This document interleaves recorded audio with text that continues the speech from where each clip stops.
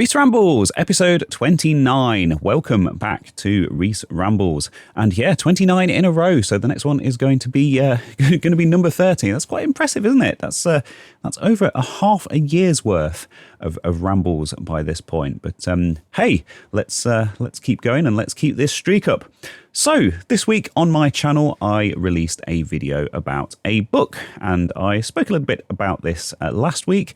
Basically, I'd been consulted for some Atari information and some photos to be included in a book on rare and obscure video game machines that had been written by a very nice chap called Lewis Packwood. But yeah, if you want to know the story about that, that was all in last week's episode. But I also made a video just to kind of announce that and kind of let my audience know that I'd been involved in this thing. And yep, as expected, people aren't really interested in being sold to, and that's been up for about a week at this point, and has fewer than 1,000 views.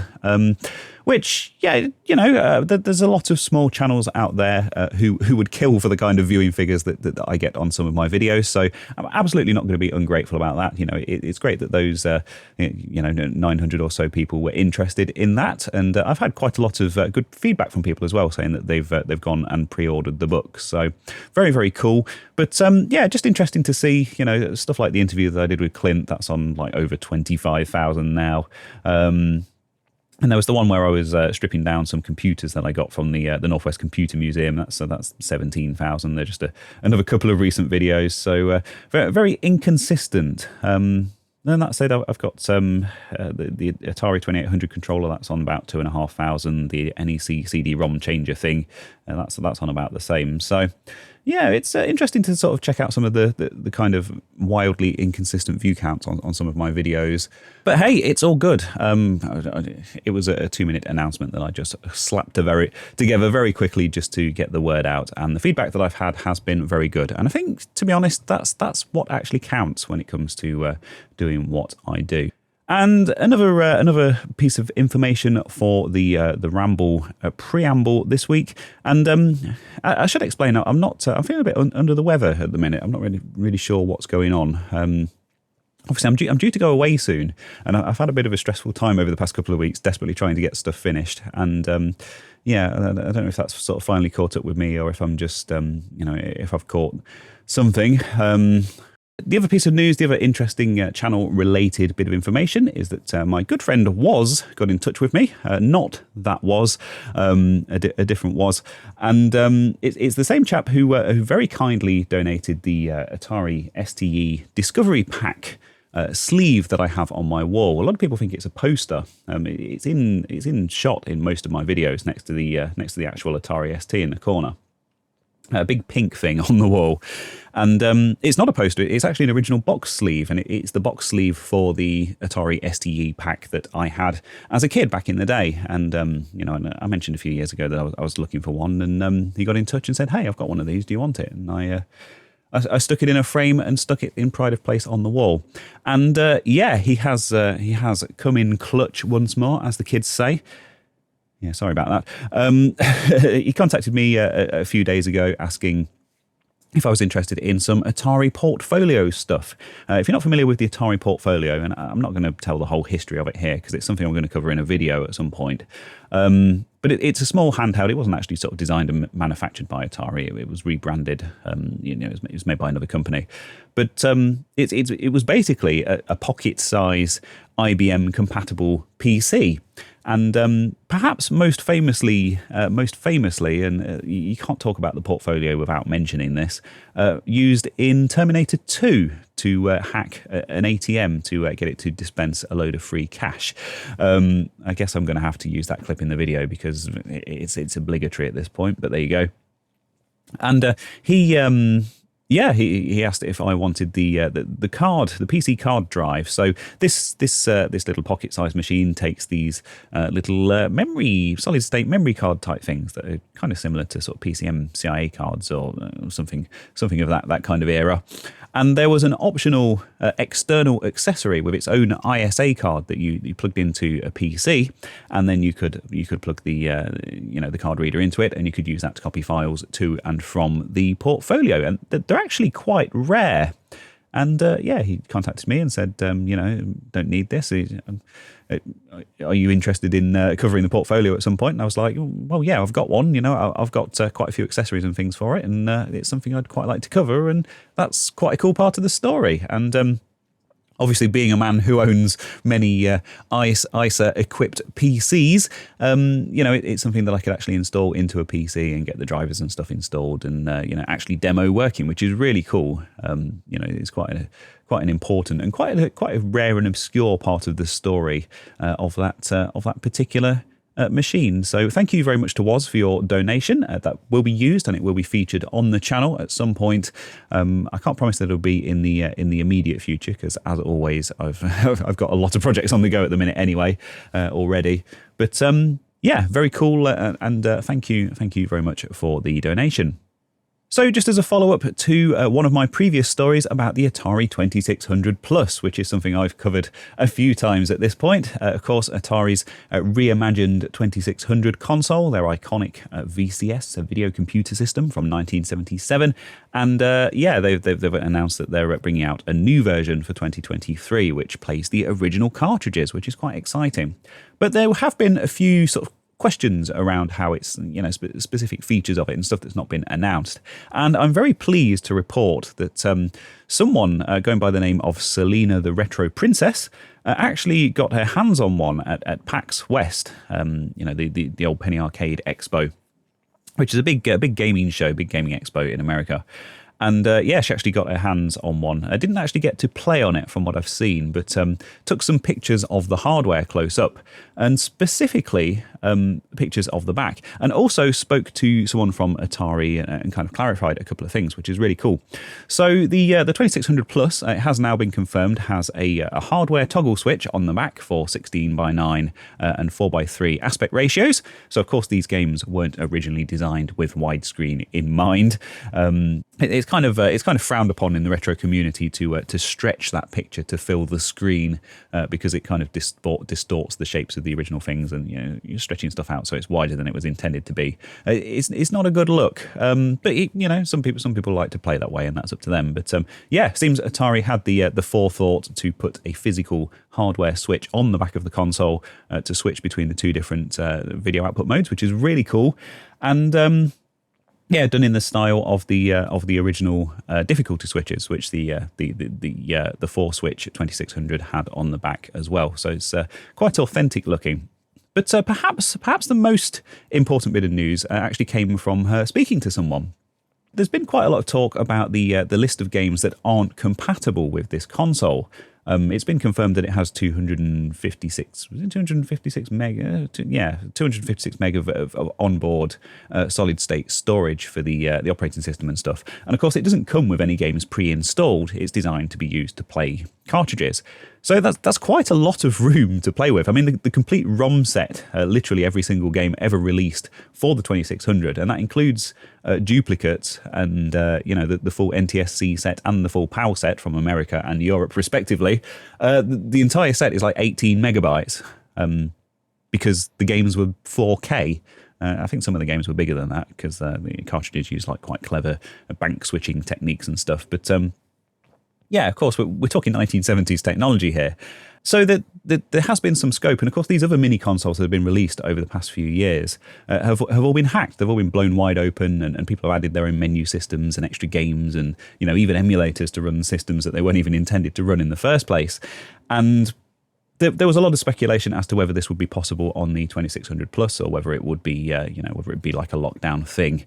And they've confirmed that firmware updates will be possible through the USB-C port, which of course is used for power on this particular console. So that's great news, because at the very least, even if Atari themselves can't seem to sort out the emulator to support all these currently unsupported 2600 and 7800 games, maybe someone out there in the community will be able to fix it. Maybe they'll port RetroArch to it, and maybe they'll even get Doom running on it. In fact, to be honest, I expect someone to get Doom running on it before any of the other stuff comes along, because that's just how it works in these hacking communities. And there was some speculation as to the actual cause of the incompatibilities. I saw a few people talking about some cartridges that have like custom chips inside them, specifically on the 7800 side. There are a couple of games that have the Pokey sound chip in, specifically Ball Blazer and Commando, are the two kind of commercial releases that had those. And people were saying that maybe it didn't support the use of the, addressing the Pokey chip or whatever, and maybe that was the reason for. But that doesn't explain any of the 2600 games, because they're just completely bog standard, ROM-based things. So a bit strange. And again, on the 7800 side, that's only two actual games, and Ball Blazer is on the officially supported list, so that kind of completely blows that theory out of the window. But either way, yes, anything that is currently unsupported should hopefully be seeing support at some point in the future, thanks to the fact that the firmware does seem to be updatable and does seem to be programmable, which is fantastic. To be honest, even before this was announced, there's going to be internal JTAG headers and stuff like that, and people even hooking up to the flash storage directly. If something is hackable, someone out there will hack it. I think that's pretty much a given, and they will get Doom running on it, and they will get other stuff running on it that was never intended to run. So I was never particularly concerned about the few games that are unsupported, because I was always of the opinion that it would be fixed by someone. But it's good to hear that that is now an officially supported thing. So this next thing isn't really news this week, because it's not new. It's kind of old news, but it's something that's kind of come up on my radar, and I guess people aren't aware of it. And it kind of ties into some stuff that I've talked about in previous rambles as well. And I'm talking about Perfect Dark, the game made by Rare for the N64 back in the 90s. Of course, Rare also famous for GoldenEye, which was widely considered to be one of the best games on the N64. And Perfect Dark is very much in that vein. I think do they use this? Maybe they don't use the same engine, but there's got to be some technology shared between the two, because gameplay-wise they're very similar. But Perfect Dark, the full source code for that game, if you haven't played it, by the way, it is a really great game. And there was an awesome follow-up, which was a launch title on the Xbox 360, which I also enjoyed very much back in the day, Perfect Dark Zero. But it's a first-person shooter, and you play as Joanna Dark, and you go around uncovering these corporate conspiracies and all of that kind of stuff. It's a really kind of advanced shooter for its day, particularly for the N64 hardware. Really pushed the hardware to its limits, as we would expect from Rare. And back last year, oddly enough, around this time last year, the full source code for it was leaked online. And of course, there was a lot of speculation that people would be porting it to other systems and making enhancements and improvements and that kind of stuff. And that all kind of went a bit quiet for a while. But just recently, just in this past few weeks, some videos have started to appear on YouTube from a user called Grassloo00, which of course I will link to in the usual places. And basically, what they're showing, it's not something that they're personally working on. But there's a GitHub repository that someone's kind of forked from the original. So they've taken the original leaked source code and they've created their own copy of it and made their own modifications to it.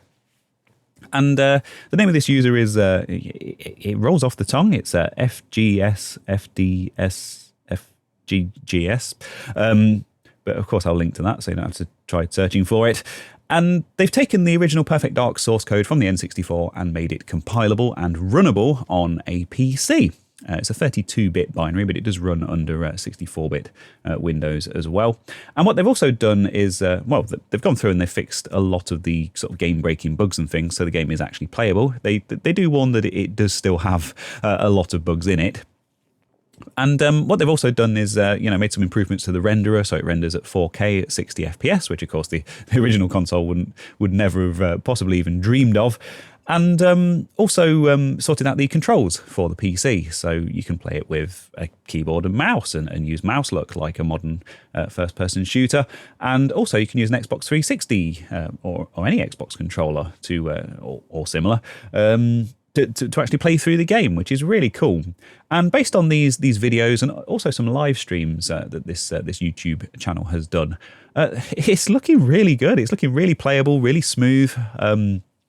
Everything that you need, all the kind of the gameplay elements are there, and it looks like a good time. And I don't know if it passed me by, a few weeks ago when this all kind of started to come together, or what, but I just kind of wanted to put it out there because it looks really cool. And if you're interested in that kind of thing and reverse engineering old games to run on systems that they were never intended to run on, then it's a really good project, and it looks really good. So very much in the vein of that GoldenEye PC port that was doing the rounds a while back. It seems that Perfect Dark is getting the same treatment.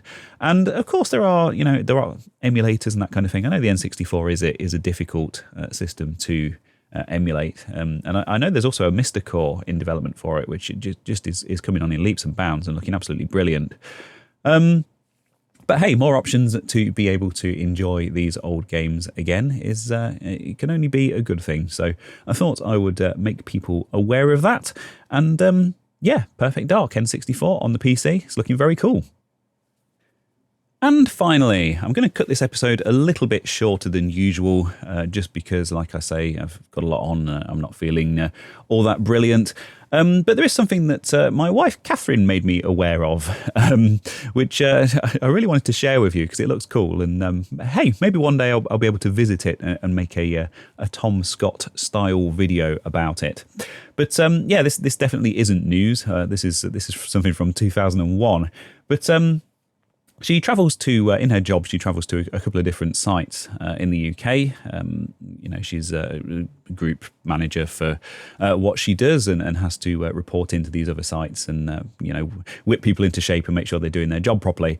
And one of the places that she travels to is a place called Bury St Edmunds, which is a couple of hours away from us. And she was out having a walk in the evening in the local churchyard. And it's called the Abbey Gardens, in fact, and stumbled across a bench with a very interesting plaque on it. It's the Internet Bench, and I'm not sure if you're aware of the Internet Bench. I think bearing in mind this is over 20 years ago now, but digging way back in the depths of my memories, I do. This is something that seems to have come up in the past and something that I'm sure I've heard of, but.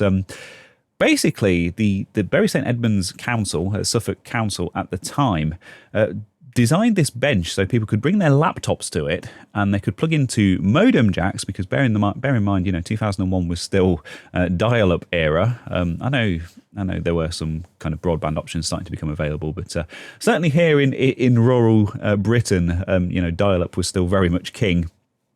And they designed this bench with 5 modem jacks in it. And basically, you could make free calls just by plugging into it, and you could connect to the internet for free. Called it the Internet Bench, and it was on the local news at the time, apparently, and it also holds a Guinness World Record for being the oldest internet bench, which kind of implies that there are other internet benches out there. If you know of any, let me know, because perhaps I could do an internet bench thing where I track them all down. But it was installed by, it was actually kind of designed and run by MSN, obviously Microsoft's in ISP at the time, in conjunction with the council.